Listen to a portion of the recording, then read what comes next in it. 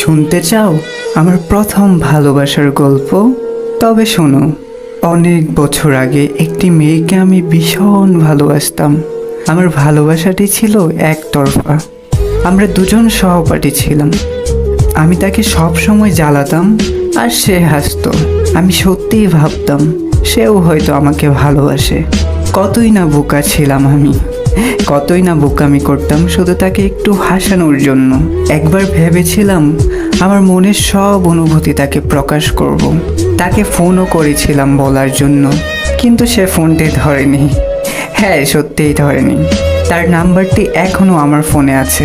প্রতিদিন তাকে কাছ থেকে দেখেও মনের অনুভূতির কথা বলতে না পারাটা সত্যিই কষ্টের ছিল।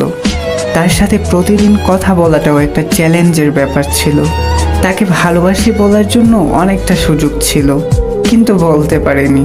সে আমাকে অনেক কিছু শিখিয়ে গিয়েছে।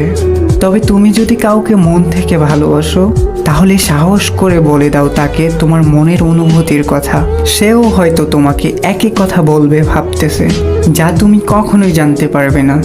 আমি করেছিলাম ঠিক একই ভুলটি। অনেক সুযোগ থাকা সত্ত্বেও সাহস করে তাকে বলতে পারিনি মনের অনুভূতি। কখনো প্রিয় মানুষটিকে নিজের মনের কথা বলতে ভয় পেও না।